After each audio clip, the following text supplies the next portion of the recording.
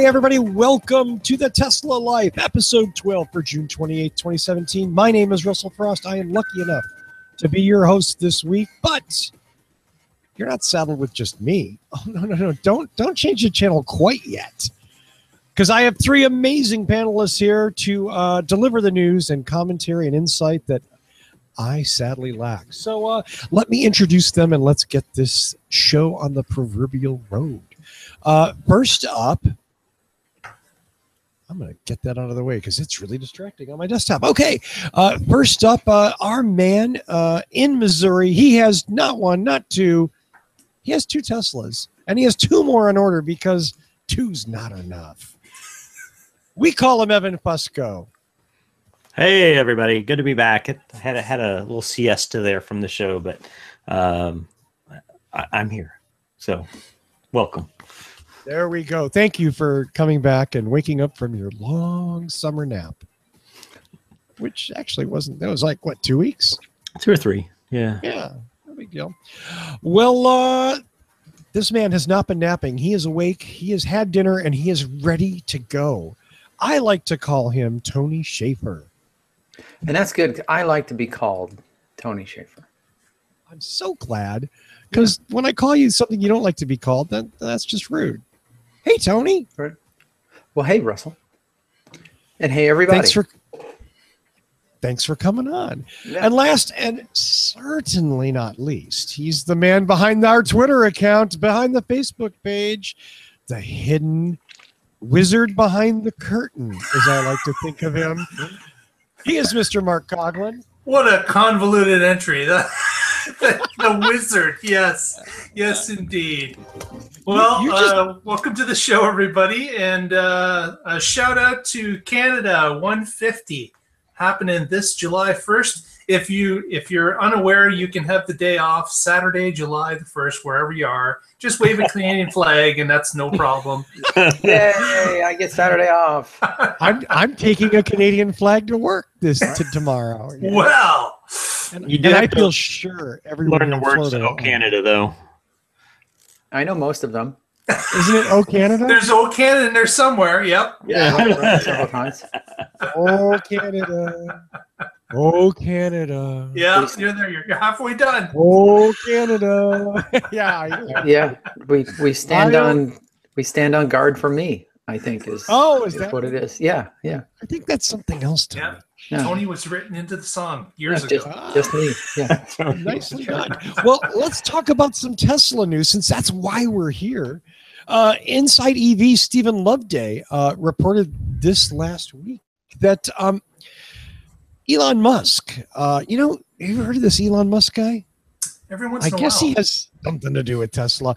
Elon tweeted this week that, and I'll quote Elon, over 1,000 kilometers should be possible in a 100D with the right tires.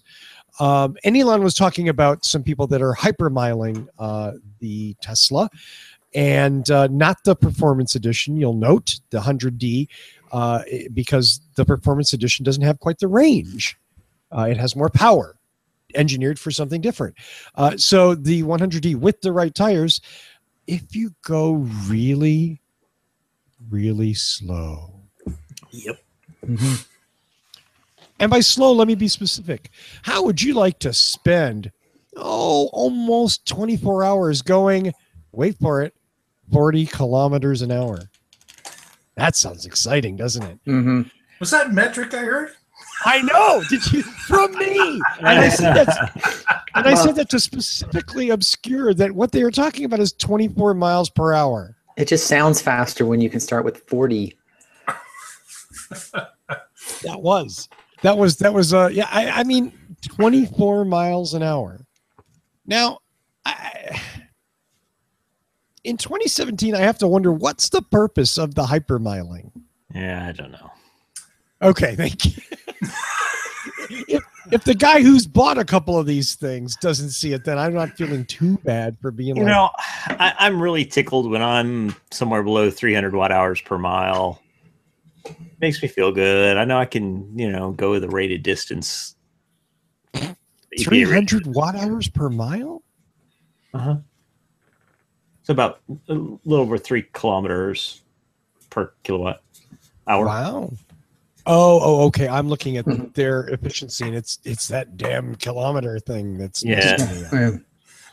It's the metric show. It's the metric show. I'm writing that down.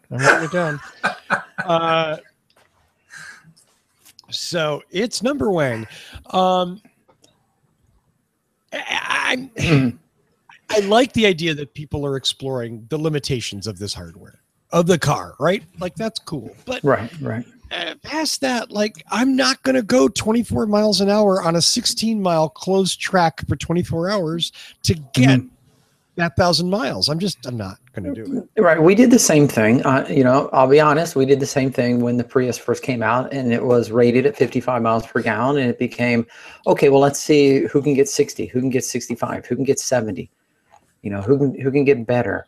But there is a huge difference, to your point, between, these guys who drove 24 hours in a closed loop that was 16 miles long at 24 miles an hour, just to eke stuff out. Okay, that's saying that on a closed course in ideal conditions with people who clearly do not get bored easily, you could stretch this car really far. The stereo system's pretty good in that car, and you do have internet. That is true. So. The seats are comfortable. But yeah, then you can't use the internet because that kills your mileage. It just might. On the other side, there, we're people, the Prius owners, who compare real mileage, real world mileage, commuting to work, or running errands, or doing this. And it's not about closed loop. It's not about controlling every variable. It's about seeing what the car can do in real world situations. That's the kind of hypermiling that I get into. What can you do in the real world? Not 24 miles an hour, but actually driving with other cars. That part I understand. This, I agree, is just silly. Did you say with driving with other cars behind you honking their horn? Is that? No. Okay. No. Yeah, I don't do that. They just want their name in the paper. That's all this is. Just to get a notoriety point, and they're happy to see their name show up on Inside EVs or something else. Like really, there's no rhyme or reason to it. Like reality is not there as to you drive in a closed loop for 24 hours. It doesn't make sense that way. But this is somebody just breaking a record and putting their name on it. That's all it is.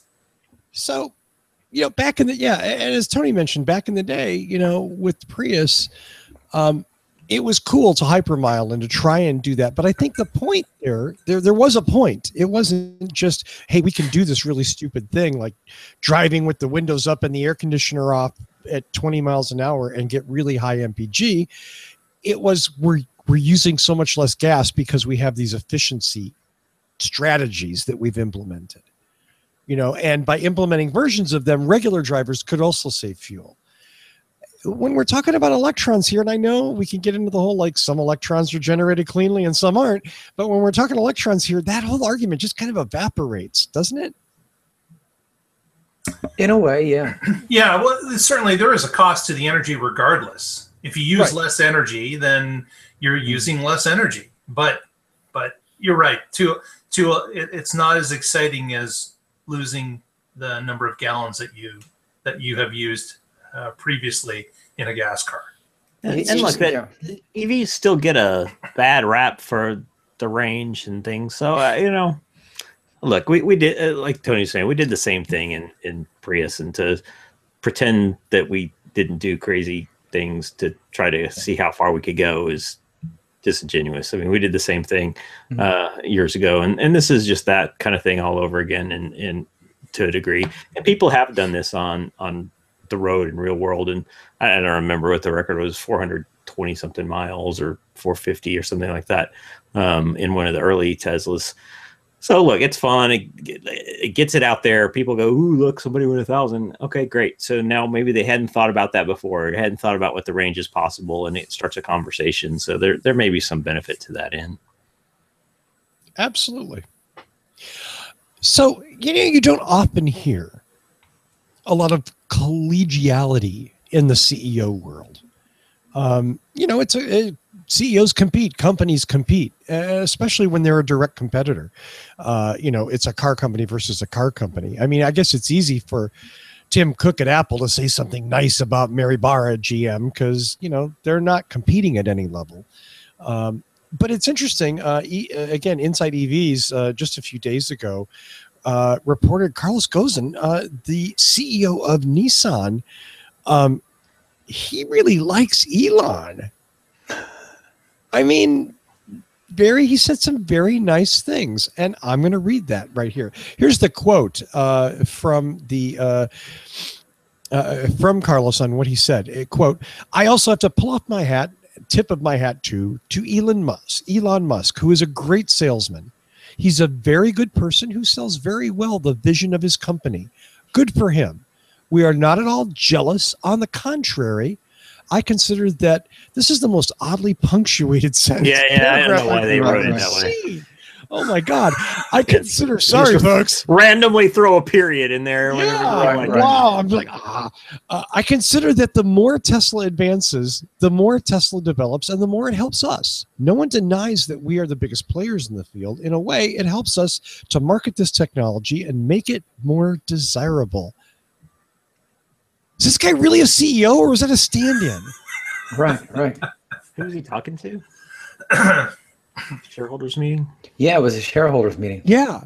So it's like he kicks off a shareholders meeting by saying, "Hey, have you seen that Elon Musk guy? That dude's awesome." Yeah.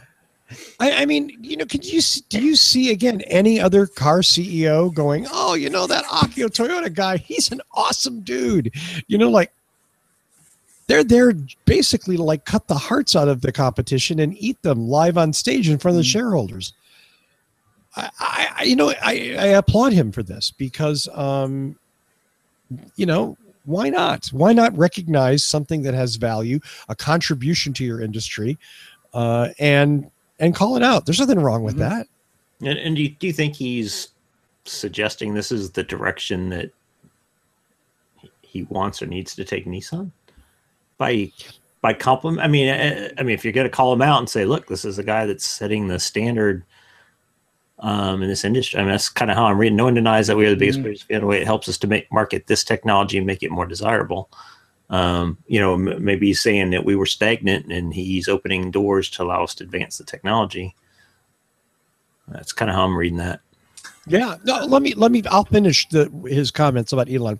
Again, going back to Carlos Ghosn addressing the Renault Nissan Alliance shareholders at their annual meeting.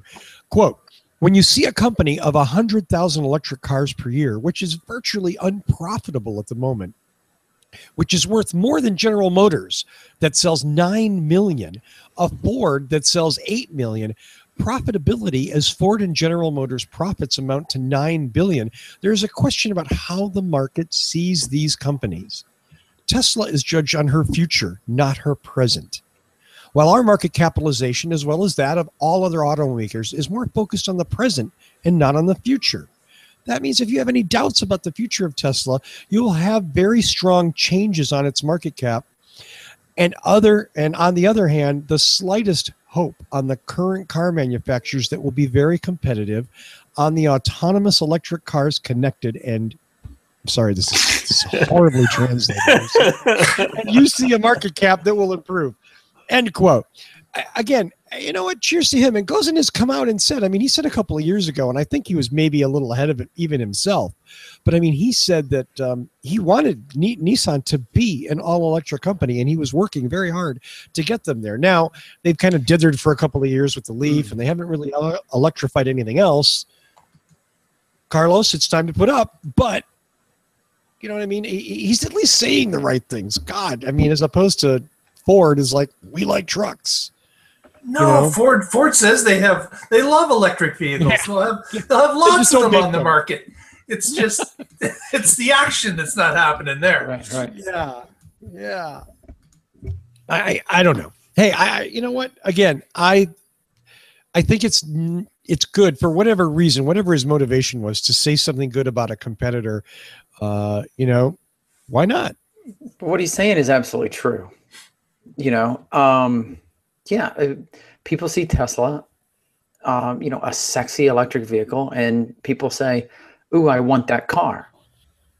And maybe the lust for a Tesla is what actually gets people looking at electric vehicles. And if they can't get a Tesla, at least now they have the thing in their mind that says, I'm willing to look at electric vehicles. And if the Leaf is a good electric vehicle, then maybe they'll look at the Leaf. So what I'm thinking is, this makes sense. I think he's acknowledging that things are changing, and it's sort of like when everybody was making flip phones and Apple came out with a touch screen, iPhone that did so much more than a flip phone. If you were a CEO that said, "Well, that's just bullshit, ain't gonna work, and nobody's gonna like that," you're no longer a CEO, and you probably no longer have a company. At some point you have to acknowledge that the competition has taken a step ahead of you and they've moved the technology along. Yeah. I was thinking it. I'm sorry I didn't have a comment there. Not to be spoken. I didn't have anything to say. His name shall not be invoked. Yes. I mean, doesn't it make you as a leader of of a company sound a little more in touch with the times, a little more in touch with the future, to say, look at these guys. They may not be making any money, but they're doing it right. And the market has recognized that. Even if he didn't say immediately afterwards, we need to do that, which he didn't say, at least acknowledging that to your shareholders sends a message of where you're going to take that company, I think. Maybe it's the precursor to them moving further in the electrification arena, but it certainly could fulfill that need, and it's the first step. But time will tell. We can only wait and see. It was an interesting, I thought, the juxtaposition he made, talking about how Tesla's market cap is based more on its future, and then even mentioned, and you look at manufacturers, even us. And, we're measured by our present. That was an interesting, like you said, he didn't have to come out and say it, but he just kind of laid the groundwork that if we can present a good future, people will buy into that. But right now they're just worried about quarterly returns. Certainly presenting it at an annual meeting was interesting, that's what those shareholders really want to hear, right? They would love to hear that Nissan has moved into a future company, and to see that their portfolio will double or triple or quadruple or whatever it's done with Tesla. Any shareholder would love to know that that's the direction the company's going in. Exactly. I would like to think that. Oddly enough, they don't seem to be the shareholders of other car companies. Fiat Chrysler. Well, we talk about cars doing all kinds of things on this show. There are cars working and there are cars commuting. There are cars doing all kinds of things. But we don't talk about one aspect of cars that I'm going to talk about right now. And that's cars taking a vacation. So, as it turns out, the first Tesla Model 3 was spotted in New Zealand. Yes, dear friends, all the way down under. There it is on its little pallet, I guess, arriving. Here it is also on its little pallet arriving. What it was doing there, we don't really know, because Tesla doesn't really announce a lot of things like that. But nonetheless, there it is, a cute little silver Model 3 down under in another hemisphere. And, maybe they're just gonna, the speculation was it was there for winter testing. And I'm thinking there's probably someplace closer. I don't know. Maybe not, come to think of it. I guess the winter testing thing seems, I think it's just there for a vacation. I think it's either there for the margaritas, the kiwis, or, like it said, shooting commercials in the New Zealand, the landscapes, the beautiful winding roads and the open landscapes. And I mean, who knows? We might at some point actually see a Tesla commercial. Yeah, but if that's the case, have you not seen the Pacific Coast Highway, which is in their backyard? Like, I don't think they have to go to New Zealand to get a windy road. Like, it's kind of well, a lot of car manufacturers use Pacific Coast Highway as a backdrop. Maybe that's part of the reason there's too many. But man, that's a far way to go to get a picture of a windy road with your Model 3 on it. Nobody knows. I mean, Tony might be right. We might be wrong. I don't know. It is possible. Something that just occurred to me. It is possible that they could be fine tuning their pedestrian avoidance system. And starting with New Zealanders. No, I think what it is that they've got it perfectly dialed in for people in North America and standard people, but the hobbits, I think, tend to throw it off because they're so much smaller. I was waiting. Yeah.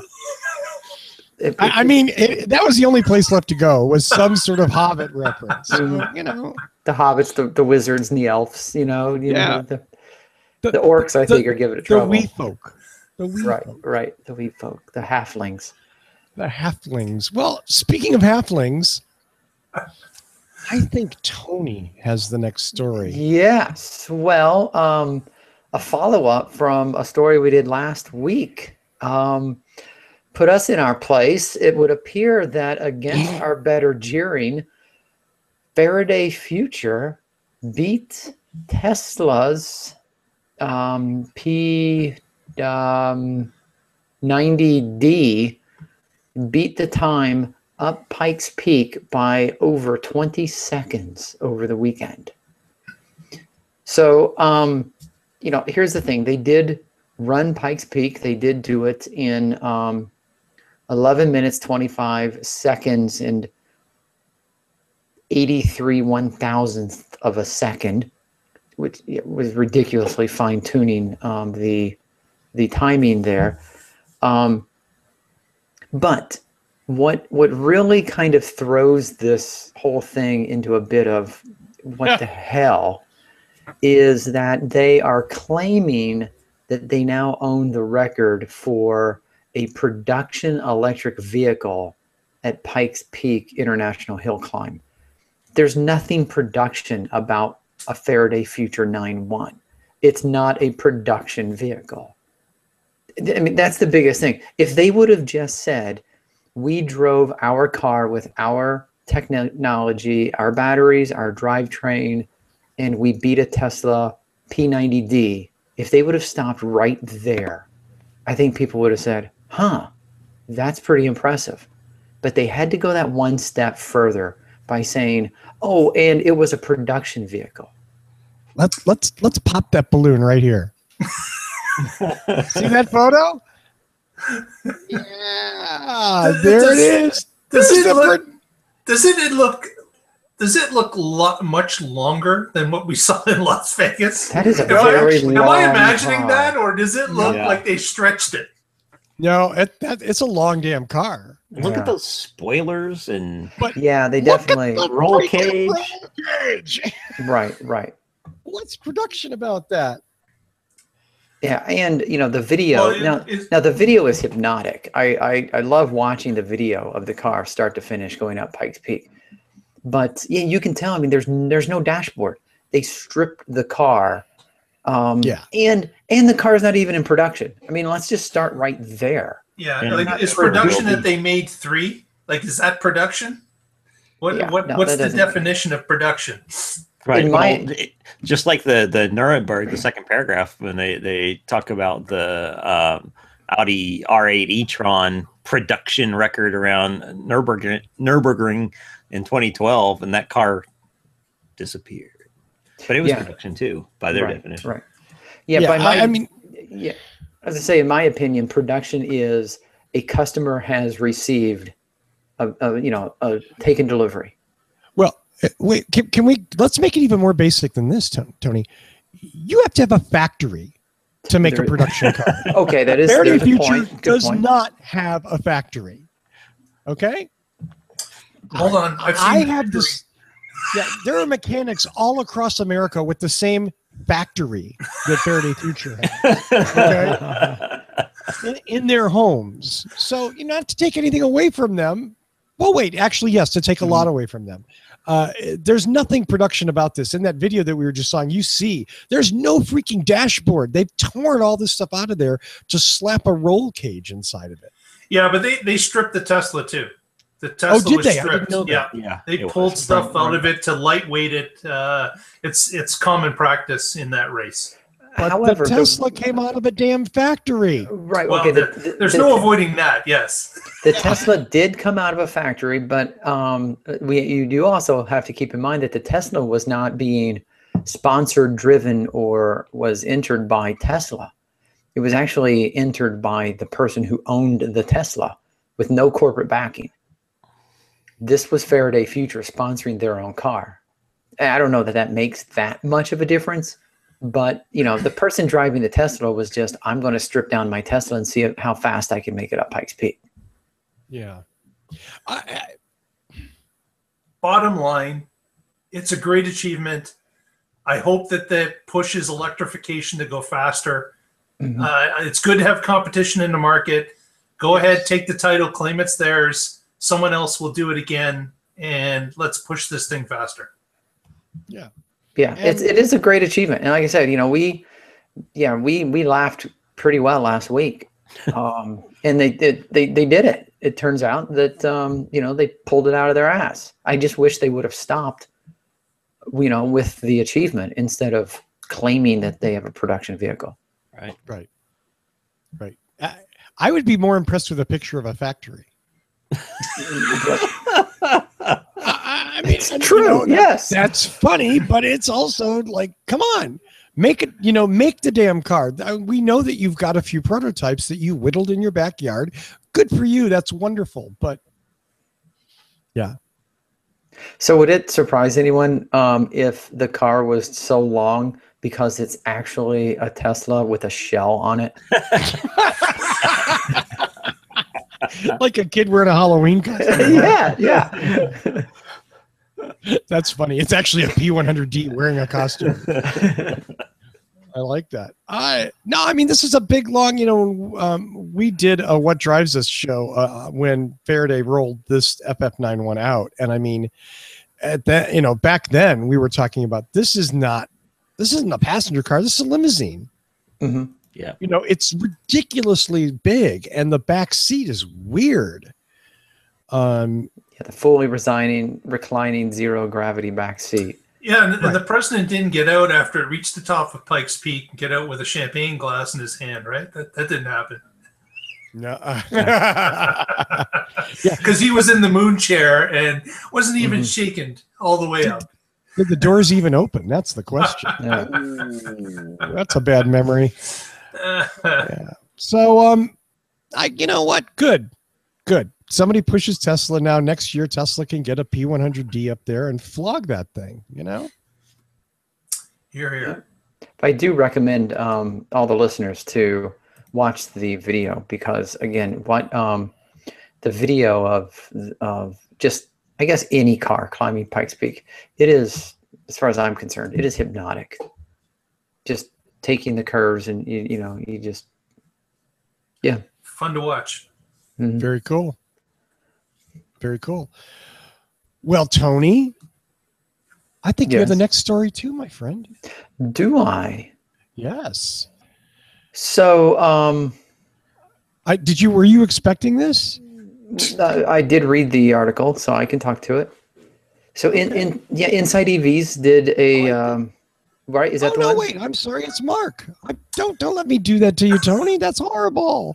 I don't care. Yeah, you should. Just go. It's Mark's story, you idiot.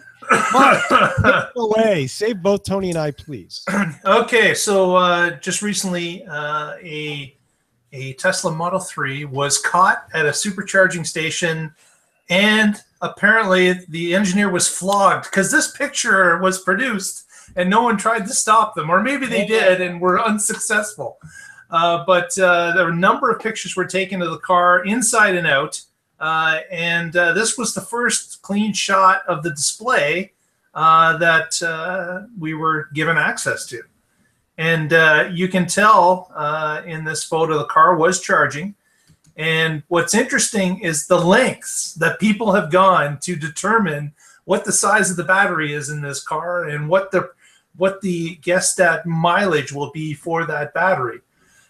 They've taken this picture, they've blown it up, they've counted pixels, they've done everything for them to figure out the green space in the photo on the sled. It's showing the amount that it's been charged up to. And then, of course, there's this long space of available space. And there's a line here that indicates, and Evan, correct me if I'm wrong, but that's probably the 10% marker to let you know that you should be going up to that amount if you wanted a normal charge. Right. So what they've been doing is they've been counting the pixels of the green and the black areas to figure out what actual percentage, if, of course, the picture is correct, it would show what's been used and what is still available to use. And the best guess they've come up with is this is probably a 70 or 75 kilowatt battery, and the guesstimated range of that will be about 271 miles.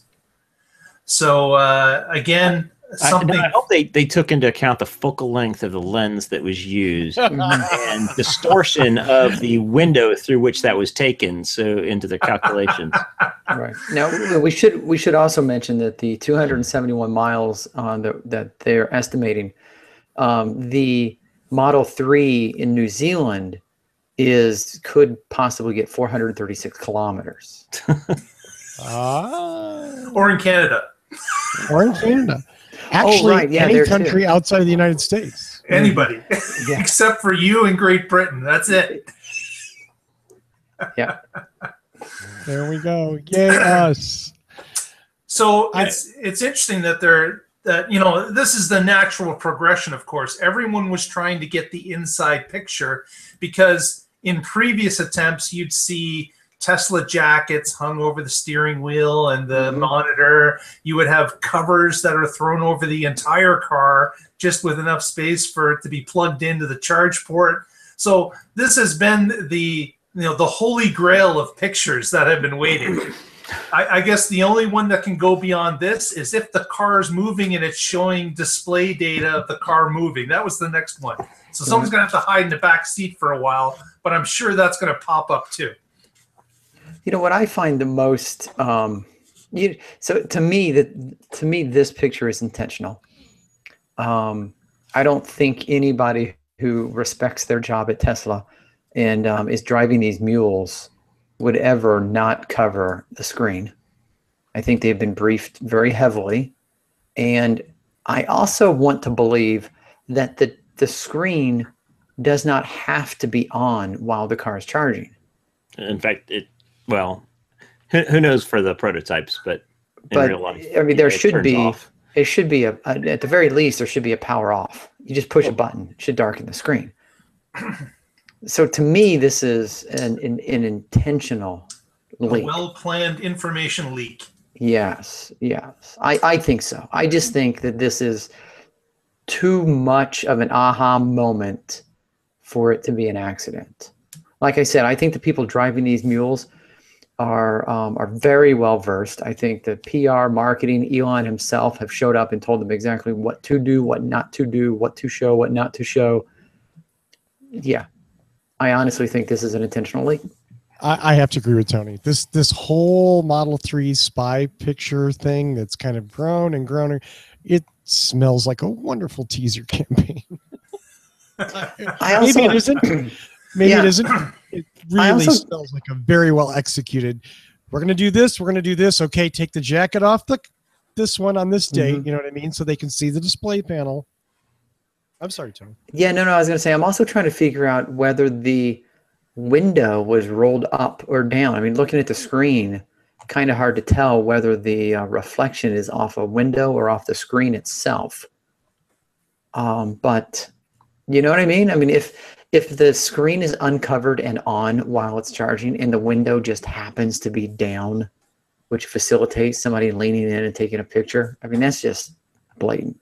Yeah. So I do want to point out too that 270-mile estimate is for the 90% charged. I mean, just the simple math. It's if that's about 30%, you're going to be closer to 300 range with 100% charge.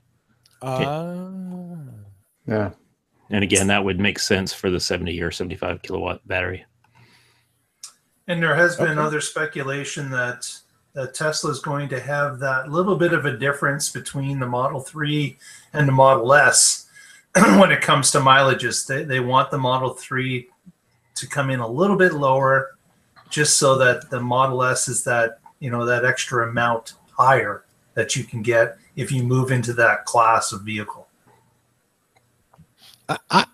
I just want to, so I'm going to make an end to my case that this is marketing and not engineering right here and now. Look at what the temperature is set on the HVAC system. Is that 65? That's what the marketing guys do, not the engineering guys. Okay? That's all I'm saying. Marketing guys are like, I'm going to be comfortable. I don't care if we go 30 miles and run out of, So that's all. That's all I got. Sorry. All right. It was a little clever.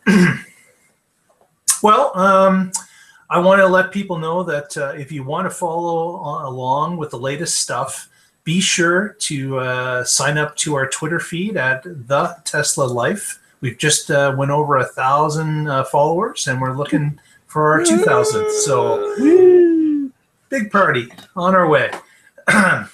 Next story that comes up is an interesting one, which is really kind of gives you an interesting feeling for what Tesla is doing or what their motivation is.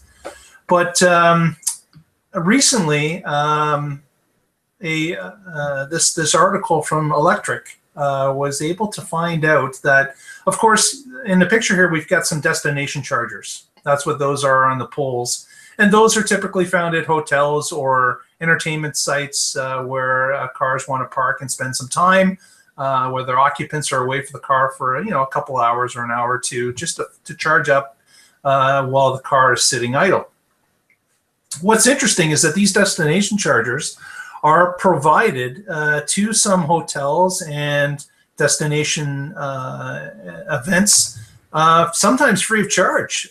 Tesla will provide the chargers with just a simple agreement stating that the chargers will be in a prominent position and they will be advertised as electric car chargers, that electric vehicles can use those spots. And these chargers are spotted all over the multiple different cities and countries. Certainly I've seen them here in the Greater Toronto area and Kitchener, all over the place. They are at hotels and other places of interest where people want to stay and spend time. But what's interesting is that when an organization requests these chargers, Tesla has a consultation with them. And what we have found out is that not only do they talk to them about installing and how to install these chargers, but they also suggest that the organization or the hotel install a regular car charger as well for other vehicles that are electric. And in a number of cases, Tesla flips the bill for that standard charger as well. And hats off to Tesla for pushing the electrification further with not only their own brand, but at cost to them, other brands as well. So yeah. I am quite impressed, and I certainly tip my hat to Tesla and what they've done with this program. So let me say that I'm shocked that this is news. I've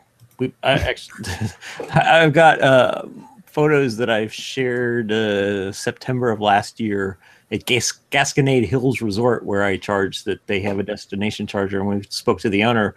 Tesla actually gave them $1,500 towards installation cost, gave them 2 Tesla high-power chargers and 2 J1772 chargers to install there.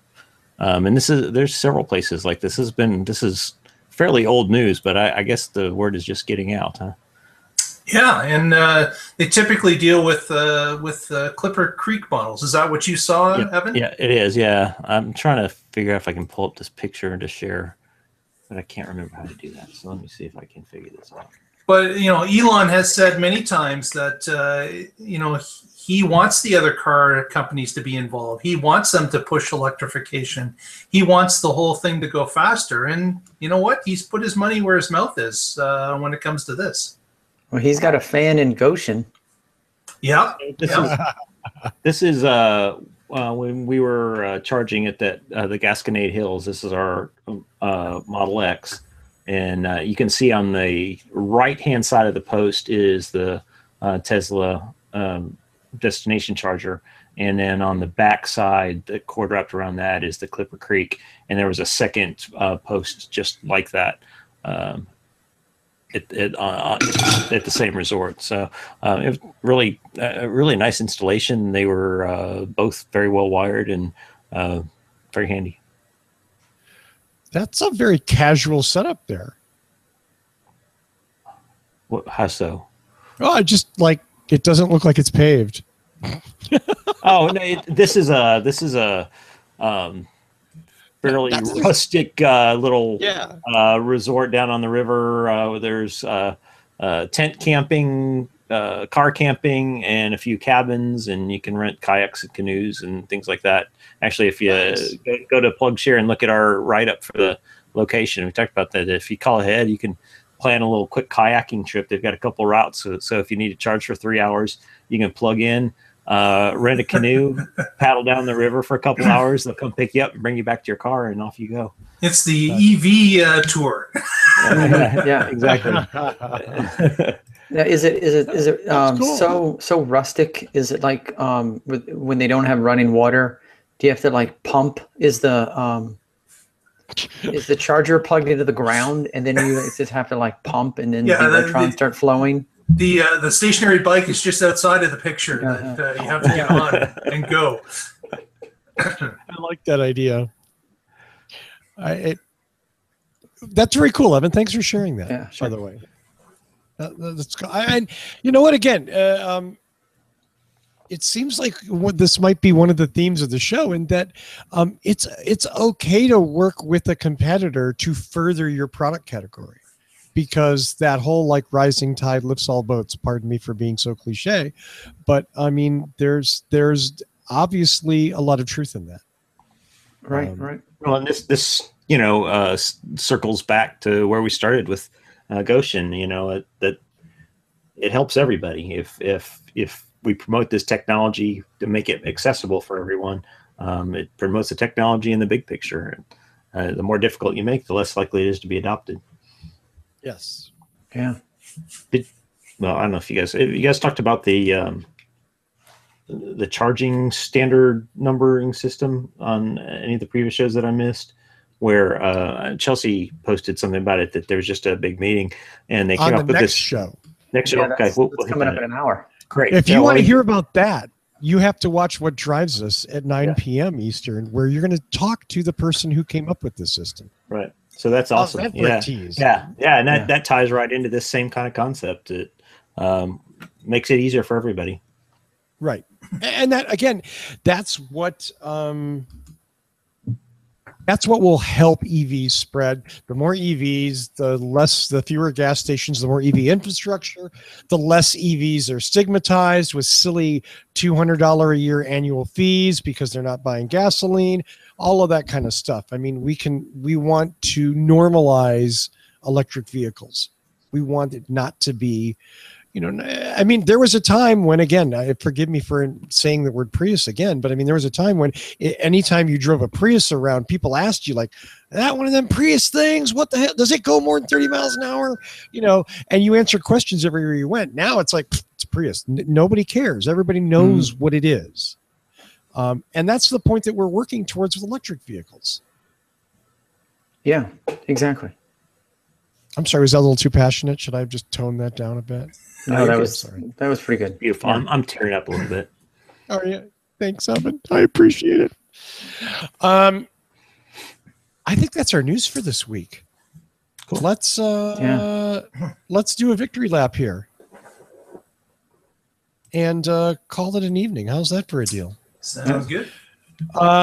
Mark, do you want to do some more? I mean, you already did the shout outs. I'm sorry to do it again, but That's all right. Anything else? If you want to follow us, you've got our Twitter feed, and certainly you can also follow us on Facebook at The Tesla Life #1, and you can follow us there as well for news stories and what's happening during the week. Please join up, and we'll see you there. Also, if you'd like to know when the show is starting and you don't want to check the Twitter or the Facebook feeds, subscribe to YouTube, and you get your automatic notifications come through to you directly. So please do that as well. Search for the Tesla Life Show on YouTube and you will find us. You recognize the logo. You'll see us there. Mark's face, my face, maybe even Evan and Tony. Subscribe on YouTube and get notified every time we broadcast. Generally speaking, at 7 p.m. Eastern on Wednesdays. That may change every once in a while. You know, we're flexible guys. Tony Schaefer, anything to plug on your end, my friend? I just want to give a shout out to our friends to the north. Happy sesquicentennial to our Canadian neighbors. Although I do have it on very good source that have you seen the history of the U.S.? It's so much bigger than the history of Canada. It's huge, huge. 241 so the critics have said. Very smart people have done the math. It's so much better. Canada wasn't even there when the United States was founded. Thanks, Tony. Yeah. What a great birthday present that was. Exactly. Can I take a big shit on your birthday? Thank you. Our friendly neighbor to the north. That's just fantastic. Justin Trudeau's going to come down and whip your punk ass, okay? As long as I get a selfie of Trudeau kicking my ass. You and Justin, yeah. He's going to beat me with pandas. Mr. Evan, anything to plug? So I'm going to shout out to Elon Musk and SpaceX for not one but two kick-ass rocket landings and launches last week that were very successful. And if you don't watch that stuff, you're missing out, man. It's goosebump stuff every time they take off. It's pretty cool. And then, hey, if anybody is out there looking to buy a Model S or Model X, if you have questions, feel free to ask me. I answer anything. I'm honest. I'll tell you what's crap. I'll tell you what's great. And I'll give you the straight poop, and I can give you my code to get $1,000 off if you don't have one from another friend. But just reach out to me on the webpage or on Facebook, and I'll be glad to talk with you.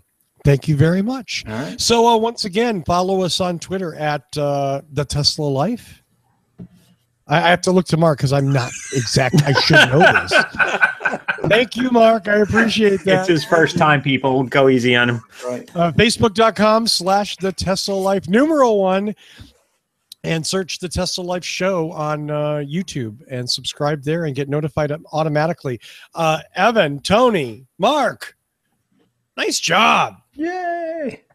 And to all of you, thank you so much for tuning in every week. We love doing the show. And, we do it for you. Well, we do it because we love it and we love Tesla and we like talking about it. But we also do it because people watch. Mm-hmm. Well, yeah, I mean, there's many things rolled into it. Yes. That's why we wear the headphones, because we just want to hear our own voice. I sound so sexy. Yeah. And if you believe that, I got some real estate for you in Florida, believe me. So tune in next week and find out what's going on in the Tesla life.